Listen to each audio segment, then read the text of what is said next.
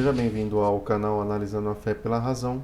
Faço um vídeo com o título Entenda o porquê muitos crentes se isolam e se tornam fanáticos. Abordando um pouco essa questão do isolamento, dos crentes, de alguns, principalmente evangélicos, que se isolam num casulo de um mundinho próprio, e também advertir aquelas pessoas, principalmente muitos protestantes, evangélicos e até mesmo desigrejados, que dizem seguir somente a palavra de Deus, somente a Bíblia, porque a Bíblia é a palavra de Deus perfeita, inerrante, infalível, inspirada.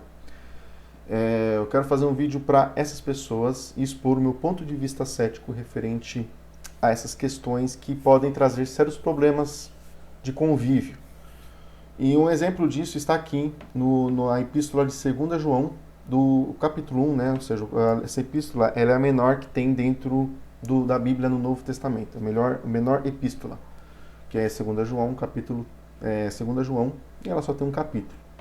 O texto que trago aqui é do verso 7 ao verso 11, quem quiser ler ela depois, o contexto dessa epístola é uma carta que é dirigida do apóstolo João, supostamente do apóstolo João, a uma igreja ou a uma mulher cristã com filhos, e o apóstolo João dá algumas instruções. Enfim, a direção para quem foi escrita essa carta, para quem ela foi direcionada, há uma controvérsia. Se foi para uma pessoa, uma família, ou se foi para uma igreja em alguma localidade.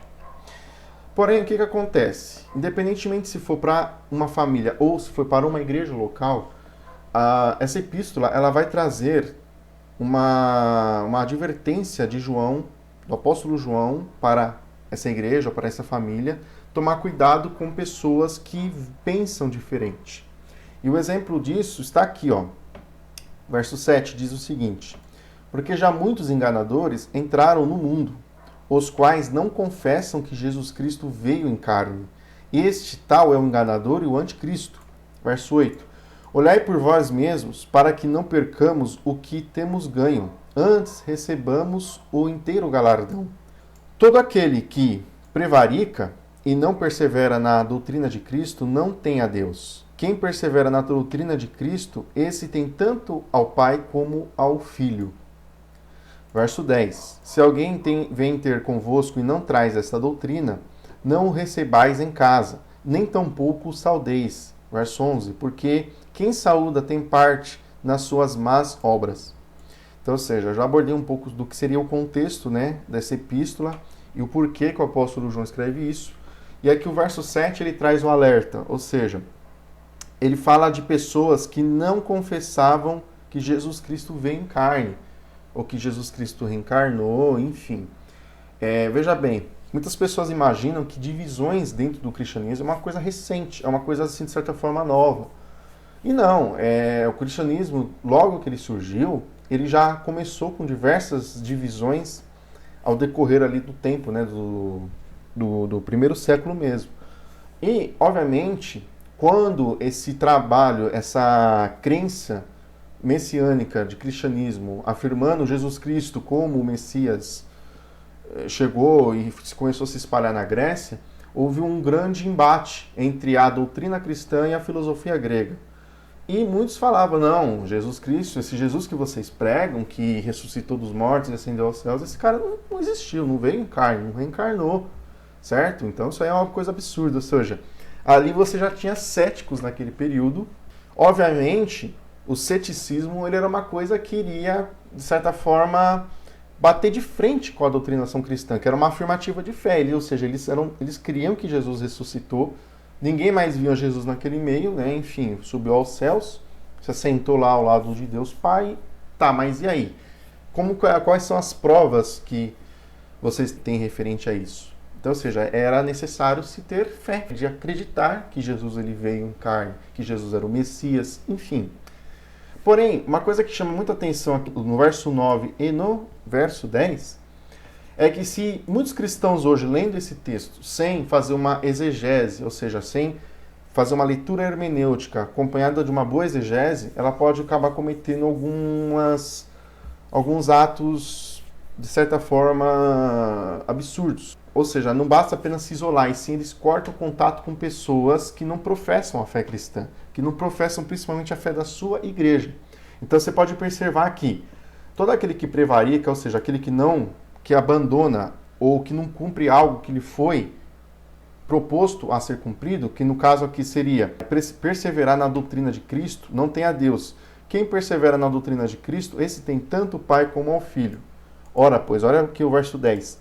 Se alguém vem ter convosco e não traz essa doutrina, não o recebais em casa, nem tampouco o saudeis, porque quem o saúda não tem parte nas suas obras. Então, ou seja, muitos cristãos, eles pegam a literalidade de um texto desse. Existem outros exemplos na Bíblia que eu posso estar trazendo até em outros vídeos, mas eu vou trabalhar com esse de 1 João para dar um exemplo que se o cristão, ele hoje, dependendo do pastor, dependendo da igrejinha que ele vai, principalmente alguns pentecostais e não pentecostais, que tem esse costume de, enfim, de se isolar naquele casulo imaginário, né?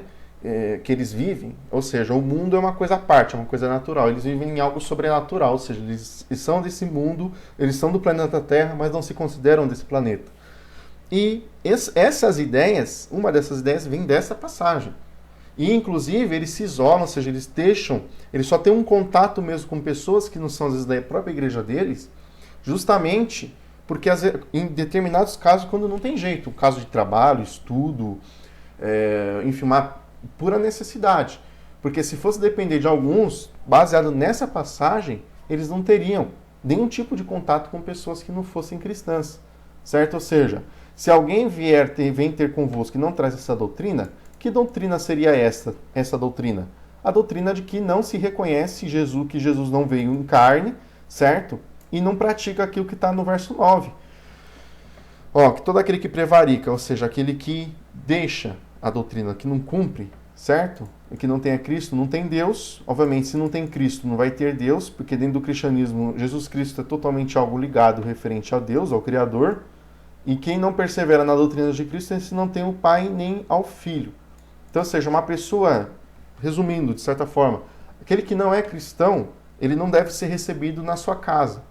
Só que o apóstolo João aqui, ele está destinando essa carta para uma igreja local ali no final do primeiro século, ou de repente até mesmo para uma família isolada. Enfim, a fim de proteger a família de vãs filosofias e doutrinas mundanas, enfim, algo que não estava de acordo com o que eles professavam, certo?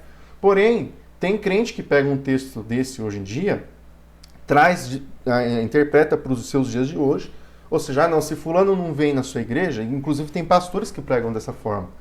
Se a pessoa não vem na igreja, você deve evitar de andar com essa pessoa. Entendeu? Se o seu irmão, se a sua prima, o seu colega, o seu vizinho, enfim, ele vem criticar a sua igreja, vem criticar a sua fé, você tem que pegar e se isolar dessa pessoa.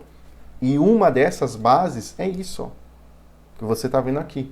Existem outras, obviamente. Então esse negócio de que devemos seguir somente a palavra de Deus, vem uma pergunta, devemos seguir somente a palavra de Deus de que forma, de que maneira? Na verdade, o cristão, principalmente os protestantes, os evangélicos, que afirmam de boca cheia que seguem somente a Bíblia, eles não seguem somente a Bíblia. Eles seguem aquilo que é interessante para eles do que está na Bíblia, certo? É algumas partes. O que não é interessante, eles isolam. E dentro desses isolamentos e dessa espécie de buffet bíblico, há também as controvérsias, certo? Não, essa parte aqui não deve ser encarada de forma literal. Não, isso aqui não deve ser mais seguido. Não, você tem que praticar isso. Enfim, é uma bagunça e uma confusão que só. Isso, para muitas pessoas, que nem, por exemplo, o meu caso, eu cheguei a uma conclusão de que não estava mais valendo a pena continuar seguindo isso, que isso aqui estava prejudicando o meu convívio pessoal, traz diversas confusões na mente, enfim, você vive numa prisão psicológica. Entendeu? Então é algo que, enfim, chega um momento que você fala, não dá mais para seguir. E a gente também tem que ser justo. É muito fácil pegar aqui, ser um cristão, olhar ao lado do apóstolo João. Devemos se isolar, não ter contato com pessoas que, como o próprio texto fala aqui no verso 10, né? Não saudeis, ou seja, você não deve manter contato com pessoas que pensam diferente de você. Mas agora vem a questão, dentro do contexto dessa epístola de 2 João, os quais não confessam que Jesus veio em carne. E por que essas pessoas não estavam confessando, essas pessoas que não concordavam ali com aquele cristianismo primitivo do primeiro século, por que não concordavam que Jesus veio em carne? Quais eram os motivos e as razões? A Bíblia não expõe isso. Então, ou seja, as pessoas elas são imparciais, elas só olham para um lado da moeda e não olham ao outro lado. Se elas procurassem estudar e buscar o conhecimento analisando os dois lados da coisa, ou até mais outros lados, ela poderia tirar um julgamento mais preciso e justo referente a diversas questões, tanto bíblicas e teológicas, e até mesmo aplicar isso para a própria vida.